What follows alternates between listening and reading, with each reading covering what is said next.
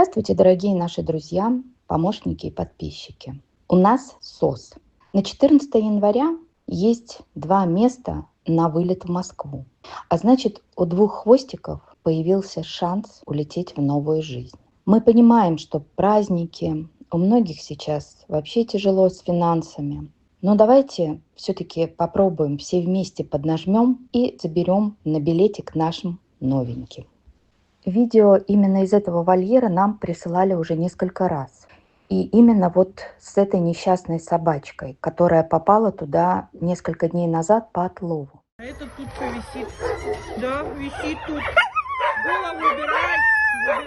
Скорее всего, она была домашней. Теперь она целыми днями пытается вылезти из этой клетки и не понимает, что происходит. Если она там останется, то в морозы минус 50 и, будучи постоянно голодной, она долго не протянет.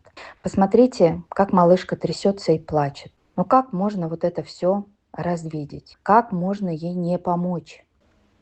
А вот этот малыш очень плакал в вольере. Его обижают все и не дают даже подойти к кормушке с едой. Вы же понимаете, что долго он так не протянет. Давайте дадим ему шанс на жизнь.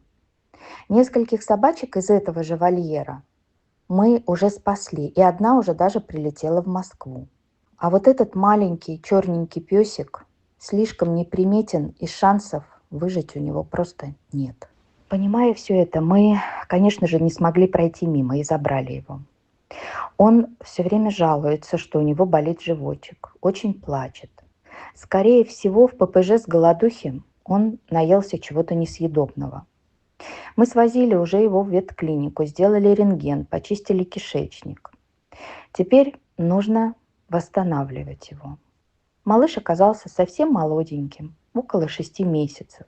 Представьте, как этому маленькому щенку было страшно в этом вольере со взрослыми собаками. Сейчас ему очень нужна ваша помощь на восстановление. Поддержите, пожалуйста, мальчишку. От этой малышки отказались хозяева. Порода, к сожалению, не гарантия счастливой жизни. Это Бигль, маленькая девочка, ей всего 9 месяцев. И вот такая вот судьба. Конечно же, щенок, как маленький ребенок, требует времени, терпения, внимания и воспитания. Тем более, что малышка очень активная. У нас есть пассажир, есть возможность отправить ее в новую счастливую жизнь. Но без вашей помощи и поддержки нам, конечно же, не справиться. Только все вместе мы сможем помочь этим несчастным. Ведь вместе мы сила. Мы обращаемся ко всем неравнодушным сердцам. Помогите улететь из Якутска этим настрадавшимся собачулям. Много боли, много горя и страхов уже видели эти хвостики.